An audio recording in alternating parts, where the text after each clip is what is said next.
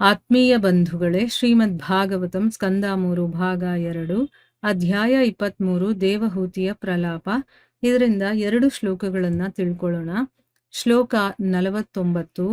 ಪತಿಂ ಸಾ ಪ್ರವ್ರಜಿಷ್ಯಂತಂ ತದಾ ಲಕ್ಷ್ಯೋಷತಿ ಬಹಿಃ ಸ್ಮಯಮಾನ ವಿಕ್ಲವೇನ ಹೃದಯೇನ ವಿದೂಯತ. ಅನುವಾದ: ತನ್ನ ಪತಿಯು ಮನೆಯನ್ನು ಬಿಟ್ಟು ಹೋಗುವುದನ್ನು ಕಂಡಾಗ ಬಹಿರಂಗದಲ್ಲಿ ಅವಳು ನಸುನಕ್ಕಳಾದರೂ ಅಂತರಂಗದಲ್ಲಿ ಬಹಳ ಕ್ಷೋಭಿತಳಾಗಿದ್ದಳು ಮತ್ತು ದುಃಖಿತಳಾಗಿದ್ದಳು. ಶ್ಲೋಕ 50. ಲಿಖಂತ್ಯಧೋಮುಖಿ ಭೂಮಿಂ ಪದಾನಖಮಣಿಶ್ರಿಯ ಉವಾಚ ಲಲಿತಾಂ ವಾಚಂ ನಿರುದ್ಧ್ಯಾಶ್ರುಕಲಾಂ ಶನೈಹಿ. ಅವಳ ಕಾಲ್ಬೆರಳಿನ ಉಗುರುಗಳು ರತ್ನದಂತೆ ಹೊಳೆಯುತ್ತಿದ್ದವು. ಅಂತಹ ಕಾಲಿನಿಂದ ಅವಳು ನೆಲವನ್ನು ಕೆರೆಯುತ್ತಾ ನಿಂತಿದ್ದಳು. ಅವಳ ತಲೆ ಬಾಗಿತ್ತು. ಮೋಹಕವಾದ ಮೆಲುದನಿಯಲ್ಲಿ ತನ್ನ ಕಣ್ಣೀರನ್ನು ಹತ್ತಿಕ್ಕಿಕೊಳ್ಳುತ್ತಾ ಅವಳು ಮಾತನಾಡಿದಳು. ಇವು ಶ್ಲೋಕಗಳು ಮತ್ತೆ ಅವುಗಳ ಅನುವಾದ. ಈಗ ಭಾವಾರ್ಥದ ಮೂಲಕ ನಾವು ಇದರ ಅರ್ಥವನ್ನ ತಿಳ್ಕೊಳ್ಳೋದಕ್ಕೆ ಪ್ರಯತ್ನ ಮಾಡೋಣ. ಓದ ಭಾಗದಲ್ಲಿ ನಾವೇನ್ ತಿಳ್ಕೊಂಡ್ವಿ? ದೇವಹೂತಿ ತನ್ನ ಪತಿಯ ಸಂಘದಲ್ಲಿ ಕಾಮದ ಬಯಕೆಯನ್ನ ಹೆಚ್ಚು ಮಾಡುವಂತಹ ಆ ಹಾಸಿಗೆಯಲ್ಲಿ ಇದ್ದ ಕಾರಣ, ಅಂದ್ರೆ ಅವನ ಜೊತೆ ಇದ್ದ ಕಾರಣ ಎಷ್ಟು ಕಾಲ ಕಳೀತು ಅನ್ನೋದು ಗಮನಿಸೋದಕ್ಕೆ ಅವಳಿಗೆ ಸಾಧ್ಯವಾಗ್ಲಿಲ್ಲ. ಆ ದಂಪತಿಗಳು ಲೈಂಗಿಕ ಭೋಗ ಕಾತರರಾಗಿದ್ದು ಯೋಗಶಕ್ತಿಯಿಂದ ಆ ರೀತಿ ಸುಖ ಪಡ್ತಾ ಇರಬೇಕಾದ್ರೆ 100 ಶರತ್ಕಾಲಗಳು ಒಂದೇ ಕ್ಷಣದ ಹಾಗೆ ಕಳೆದು ಹೋಯ್ತು. ಆಮೇಲೆ ಶಕ್ತಿಶಾಲಿಯಾದಂತಹ ಕರ್ದಮ ಮುನಿಗಳು ಎಲ್ಲರ ಹೃದಯವನ್ನು ಕೂಡ ತಿಳ್ಕೊಳ್ಳುವಂಥವ್ರು, ಅವ್ರ ಮನಸ್ಸಲ್ಲಿ ಏನಿದೆ ಅಂತ ತಿಳ್ಕೊಳ್ಳುವಂಥವ್ರು, ಯಾರು ಏನು ಬಯಸಿದ್ರು ಕೂಡ ಕೊಡುವಂಥವ್ರು ಆಗಿದ್ರು. ಆತ್ಮಜ್ಞಾನಿಯಾದ ಅವರು ಅವಳನ್ನ ತನ್ನ ದೇಹದ ಅರ್ಧ ಭಾಗ ಅಂತ ಭಾವಿಸಿದ್ರು. ಅದಕ್ಕೆ ಏನ್ ಮಾಡಿದ್ರು? 9 ರೂಪಗಳಲ್ಲಿ ಅವರು ವಿಭಜನೆಗೊಂಡು 9 ಸರಿ ವೀರ್ಯವನ್ನ ಸ್ರವಿಸಿ ದೇವಹೂತಿ ಗರ್ಭವತಿ ಆಗುವ ಹಾಗೆ ಮಾಡ್ತಾರೆ.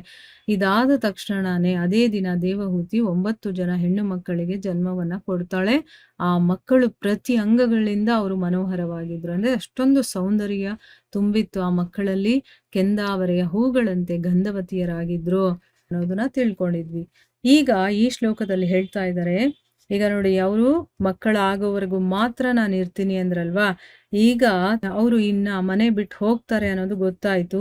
ಸೊ ಈಗ ತನ್ನ ಪತಿ ಮನೆಯನ್ನ ಬಿಟ್ಟು ಹೋಗೋದನ್ನ ನೋಡಿದಾಗ ಹೊರಗಡೆಯಿಂದ ಅವಳು ನಕ್ಕದ್ರೂ ಕೂಡ ಅಂತರಂಗದಲ್ಲಿ ಅವಳಿಗೆ ತುಂಬಾ ನೋವು, ದುಃಖ ಎಲ್ಲ ಇತ್ತು. ನನ್ನ ಗಂಡ ನನ್ನನ್ನ ಬಿಟ್ಟು ಹೊಟ್ಟೋಗ್ತಾ ಇದಾರಲ್ಲ ಅಂತ ಅಂದ್ಬಿಟ್ಟು. ಈಗ ಭಾವಾರ್ಥದಲ್ಲಿ ಗುರುಗಳು ಇದರ ಬಗ್ಗೆ ಏನ್ ಹೇಳಿದ್ದಾರೆ ಅಂತ ತಿಳ್ಕೊಳ್ಳೋಣ. ಕರ್ದಮ ಮುನಿ ತನ್ನ ಗೃಹ ಕೃತ್ಯವನ್ನು ಯೋಗಶಕ್ತಿಯಿಂದ ಬಹುಬೇಗ ಮುಗಿಸಿದನು.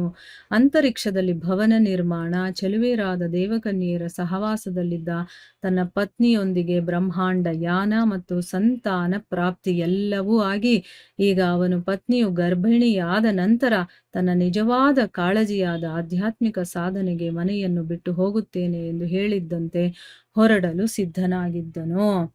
ನೋಡಿ, ಈಗ ಕರ್ದಮ ಮುನಿಗಳಿಗೆ ಕೆಲವೊಂದು ಜವಾಬ್ದಾರಿಗಳನ್ನ ಕೊಟ್ಟಿರ್ತಾರೆ ಅವ್ರ ತಂದೆ. ಸೊ ಅದಕ್ಕೋಸ್ಕರ ಈಗ ಕರ್ದಮ ಮುನಿಗಳು ಏನ್ ಮಾಡಿದ್ರು?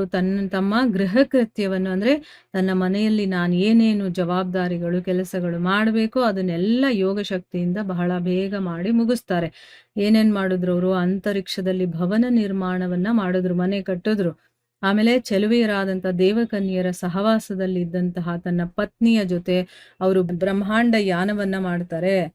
ಅಂದ್ರೆ ಎಲ್ಲಾ ಕಡೆನೂ ತನ್ನ ಹೆಂಡತಿಯ ಜೊತೆ ಸುತ್ತುತ್ತಾರೆ. ಮತ್ತೆ ಮಕ್ಕಳು ಆಗುತ್ತೆ. ಈಗೆಲ್ಲ ಆದ್ಮೇಲೆ ತನ್ನ ಪತ್ನಿ ಗರ್ಭಿಣಿಯಾದ ಮೇಲೆ ತಮಗೇನಿಷ್ಟ ಇರುತ್ತೋ, ನಿಜವಾದ ಕಾಳಜಿ ಯಾವುದ್ರಲ್ಲಿದೆಯೋ ಅಂತ ಅಧ್ಯಾತ್ಮ ಸಾಧನೆ ಮಾಡೋದಕ್ಕೋಸ್ಕರ ಅವರು ಮನೆಯನ್ನ ಬಿಟ್ಟು ಹೋಗ್ತೀನಿ ಅಂತ ಮೊದಲೇ ಹೇಳಿರ್ತಾರಲ್ಲ, ನೀನು ಗರ್ಭವತಿ ಆಗೋವರೆಗೂ ಮಾತ್ರ ನಾನು ಇಲ್ಲಿ ಇರ್ತೀನಿ, ಆಮೇಲೆ ನಾನು ನನ್ನ ಸಾಧನೆ ಕಡೆಗೆ ಹೊರಟೋಗ್ಬಿಡ್ತೀನಿ ಅಂತ ಅಂದ್ಬಿಟ್ಟು ಈಗ ಅವ್ರ ಮನೆಯನ್ನ ಬಿಟ್ಟು ಹೋಗ್ತೀನಿ ಅಂತ ಹೇಳ್ದ ಹಾಗೇನೆ ಹೊರಡೋದಕ್ಕೆ ಸಿದ್ಧರಾಗಿದ್ದಾರೆ.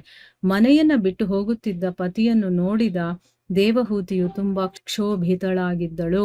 ಆದರೆ ತನ್ನ ಪತಿಯ ತೃಪ್ತಿಗಾಗಿ ಅವಳು ನಸುನಗುತ್ತಿದ್ದಳು. ಕರ್ದಮ ಮುನಿಯ ದೃಷ್ಟಾಂತವನ್ನು ತುಂಬಾ ಸ್ಪಷ್ಟವಾಗಿ ಅರ್ಥ ಮಾಡಿಕೊಳ್ಳಬೇಕು.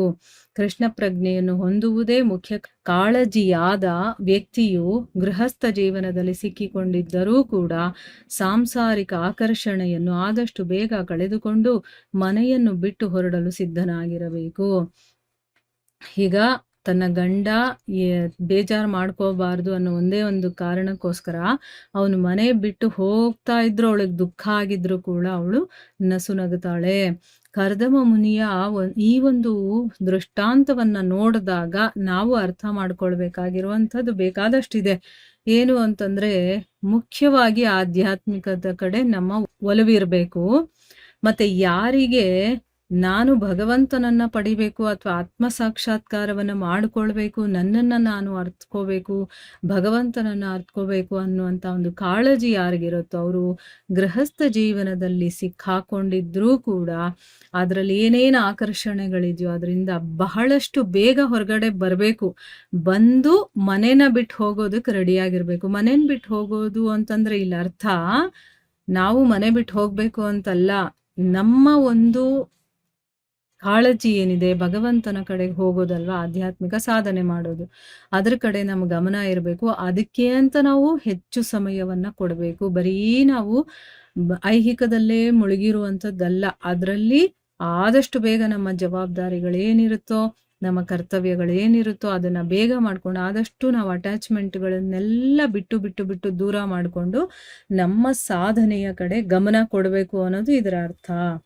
ಇನ್ನು ಮುಂದಿನ ಶ್ಲೋಕದಲ್ಲಿ ಏನು ಹೇಳ್ತಾ ಇದ್ದಾರೆ ಅಂತಂದ್ರೆ, ಅವಳು ನಿಂತ್ಕೊಂಡಿದ್ದಾಳೆ, ಅವಳ ಕಾಲ್ ಬೆರಳು ತುಂಬಾ ಚೆನ್ನಾಗಿದೆ, ಉಗುರುಗಳು ರತ್ನದ ಹಾಗೆ ಹೊಳಿತಾ ಇದ್ವು ಅಂತ ಕಾಲಿಂದ ಅವಳು ಏನ್ ಮಾಡ್ತಾ ಇದ್ದಾಳೆ, ನೆಲವನ್ನ ಕೆರಿತಾ ನಿಂತಿದ್ದಾಳೆ. ಅವಳ ತಲೆ ಬಾಗಿತ್ತು ಅಂದ್ರೆ ಕೆಳಗಡೆ ನೋಡ್ತಾ ಇದ್ದಾಳೆ, ನೆಲವನ್ನ ನೋಡ್ತಾ ನಿಂತಿದ್ದಾಳೆ. ಆಮೇಲೆ ಮೋಹಕವಾದಂತಹ ಮೇಲು ಧ್ವನಿಯಲ್ಲಿ ತನ್ನ ಕಣ್ಣೀರನ್ನ ಹಾಕ್ತಾ ಅವಳು ಮಾತಾಡ್ತಾಳೆ. ಈಗ ಗಂಡ ಹೋಗ್ತಾನೆ ಅನ್ನೋದು ಗೊತ್ತಾಗಿದೆಯಲ್ಲ, ಏನೋ ಹೇಳಬೇಕು ಅಂತ ಅವಳ ಮನಸ್ಸಲ್ಲಿದೆ, ಅದಕ್ಕೋಸ್ಕರ ಅವಳು ಆ ರೀತಿ ನಿಂತ್ಕೊಂಡು ಹೇಳ್ತಾಳೆ ಅಂತಂದ್ಬಿಟ್ಟು ಈ ಶ್ಲೋಕದಲ್ಲಿ ಹೇಳ್ತಾ ಇದ್ದಾರೆ. ಭಾವಾರ್ಥದಲ್ಲಿ ಗುರುಗಳು ಏನಿದೆ ಹೇಳಿದ್ದಾರೆ ಇದ್ರ ಬಗ್ಗೆ ಅಂತ ತಿಳ್ಕೊಳ್ಳೋಣ. ದೇವಹೂತಿಯು ಅದೆಷ್ಟು ಸುಂದರಿಯಾಗಿದ್ದಳೆಂದರೆ ಅವಳ ಉಂಗುಷ್ಟದ ಉಗುರುಗಳು ಮುತ್ತುಗಳಂತೆ ಕಾಣುತ್ತಿದ್ದವು. ಅವಳು ನೆಲವನ್ನು ಅವುಗಳಿಂದ ಕೆರೆಯುತ್ತಿದ್ದಾಗ ನೆಲದ ಮೇಲೆ ಮುತ್ತುಗಳನ್ನು ಚೆಲ್ಲಿದಂತೆ ಕಾಣುತ್ತಿತ್ತು. ಒಬ್ಬಳು ಹೆಣ್ಣು ತನ್ನ ಕಾಲಿನಿಂದ ನೆಲವನ್ನು ಕೆರೆಯುತ್ತಿದ್ದಾಳೆಂದರೆ ಆಕೆಯ ಮನಸ್ಸು ತುಂಬಾ ಕ್ಷೋಭೆಗೊಂಡಿದೆ ಎಂಬುದು ಸೂಚಿತವಾಗುತ್ತದೆ. ನೋಡಿ, ದೇವಹೂತಿ ತುಂಬಾ ಸೌಂದರ್ಯವತಿ. ಅವಳು ಎಷ್ಟು ಸುಂದರಿ ಅಂತಂದ್ರೆ ಅವಳ ಉಗುರು ಇರುತ್ತಲ್ಲ, ಅವಳ ಉಂಗುಷ್ಟ ಇರುತ್ತಲ್ಲ ದೊಡ್ಡ ಬೆರಳು, ಆ ಉಂಗುಷ್ಟದ ಉಗುರುಗಳೇ ಮುತ್ತುಗಳ ಹಾಗೆ ಕಾಣಿಸ್ತಾ ಇತ್ತು ಅಂತ ಹೇಳ್ತಾ ಇದ್ದಾರೆ.